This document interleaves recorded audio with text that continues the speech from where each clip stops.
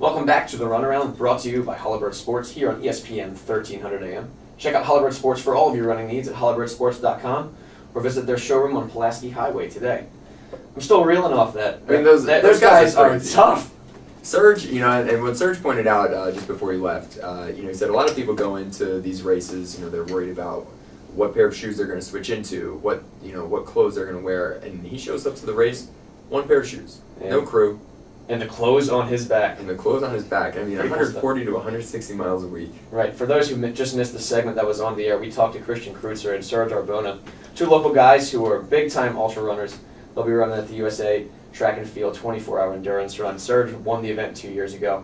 If you missed it, it'll be up on runningmaryland.com with the podcast along with the video, as will be the first segment where Ryan and I broke down the Boston Marathon for you with our expert analysis. Speaking of expert analysis, there's more races to talk about.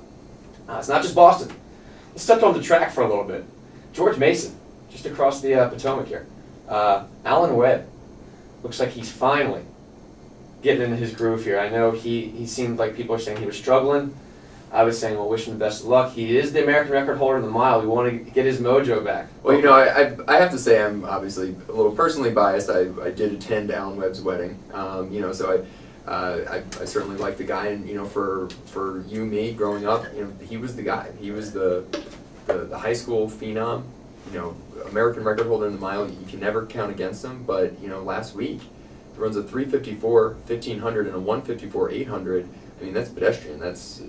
And people are bashing him, and they're saying on the message boards or on, the running pundits, if you will, the high and mighty running pundits out there that have their opinion, of course. They were saying that he's done, he's washed up, and then also people are saying, well, Coach Vigilante had him and Robbie Andrews do a workout that morning. A little different, yeah, but very possible nonetheless. If you do a workout in the morning and try to come back and run a double, especially a middle distance double, it beats up your legs a little bit, and then be a fair reason why what I would say, until you've done it, you haven't done it.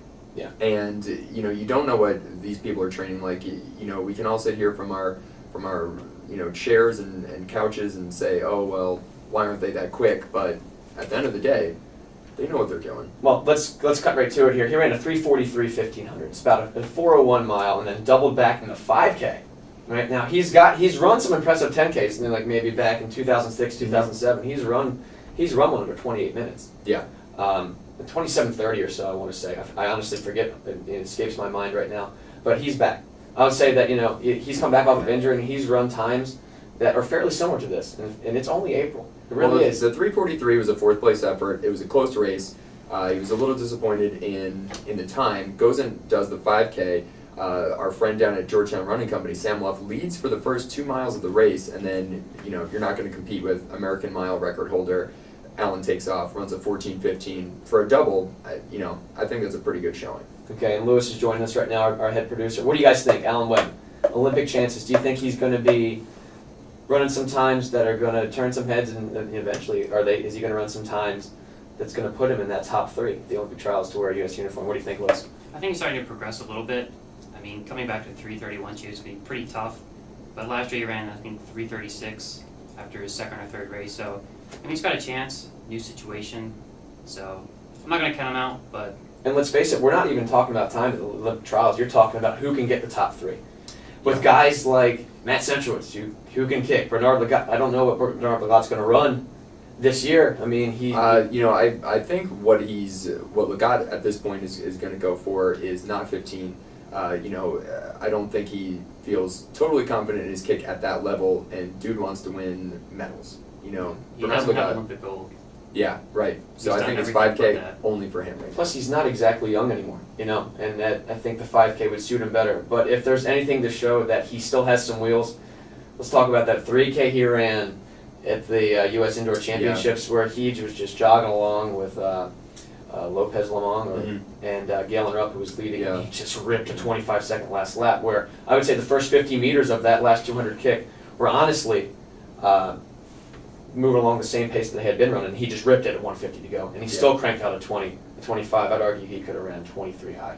He's a really savvy racer, so when the Olympics come, that would be really, really interesting to watch. And, I didn't want to deviate too much because I do want to talk about the Rotterdam Marathon that happened this past weekend as well, but Honestly, sometimes when I watch Legat kick, I'm thinking, could he have gone a little bit sooner? He really likes to rip that last straightaway, and believe me, he can kick with the best of them.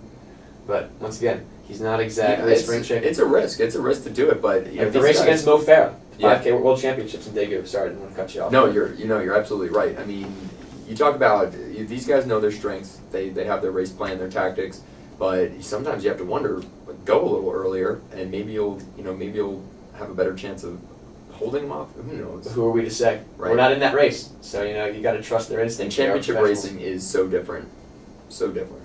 Yeah. Ryan, I know you're the marathon expert in this room. What did you think of Rotterdam? We were told it was going to be a world record attempt from Moses Mosop. He didn't even win the race. Didn't even win, but I would say this. Everyone's going to have their opinions of the race. Well, it was windy condition. They didn't run that well. That affected it. At the end of the day, it comes down to the race. You have to race. 2 Ethiopians go 1-2. Take out Moses Mosop, who was the pre-race favorite, but it was a close race, 2:04.48 to 2:04.50. Mosop comes in at 2:05.03. Ethiopia looks better and better each day for their Olympic medal chances to really mix it up with the Kenyans. That's the important thing, and I think Lewis pointed this out earlier. We're talking about the year of the Kenyan, with talking about how competitive that team's going to be. If you look at the top times, and I'm not going to try to recite all the names here, but really, especially with that Dubai, that Dubai marathon. I think the top 5 times right now in 2012 are all Ethiopian.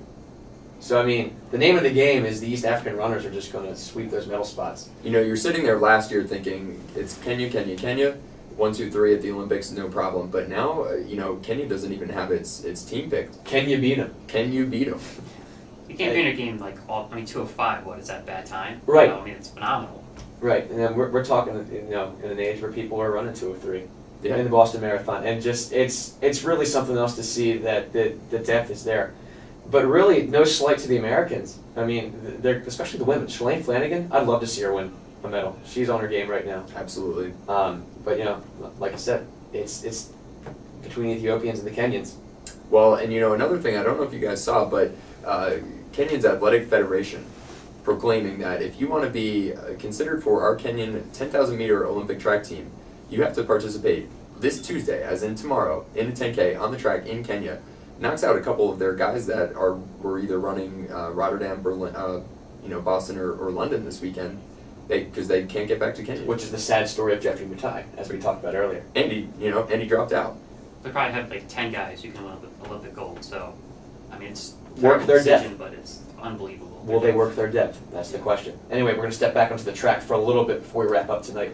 Usain Bolt opened up his season on the track, running the anchor leg in the 4x100, running 37.8 with his Jamaican team, along with teammate Johan Blake, who ran a 9.90. Honestly, the 4x1 team, Jamaicans are going to be the favorite going into the Olympics. I mean, the U.S. team has a really tough, especially the men's team, has a really tough time with baton handoffs, as we've seen in many championships past, be they the Olympics or the World Championships. We'll see what happens. And also, a guy I like to talk about, a hero of mine growing up, Jeremy Warner, 46.43. The guy has run 43.4, 43.5 in the 400. It was apparently a really windy day in Austin where he ran that. Real quick before we wrap up tonight, guys, Jeremy Warner, do you think he's going to be doing anything at the Olympics this year? He's not what he once was, but I mean, it was awful yesterday. But I think he'll be in top 3 come June at the Olympic trials. I really don't think that he's going to have an issue making the team. We talked to guys like Frankie Wright not too long ago, another Baltimore native. The U.S. 400 guys are young. It's a matter of who makes the team. Will the U.S. have guys that can compete at the international level in the 400 at the Olympics? I don't know. We'll have to wait and see. Anyway, another great show. Really interesting show. Once again, I love talking to the guys who can do the ultra running. It's really impressive. Visit runningmaryland.com. We'll have all of the news, results, photos, videos, and more on our website, as well as the podcast of the show and all of our archive shows. Be sure to check it out, runningmaryland.com. Go to our tab, The Runaround. Click on it and check out the shows. And also follow us on Twitter and Facebook. Follow our good friend Ryan McGrath on Twitter @BeMoreRunning. He has a lot of insight to say. Be sure to check us out on Facebook too. Click like and tell us what you want to hear on the show. As always, thanks for listening to here on The Runaround. Happy running.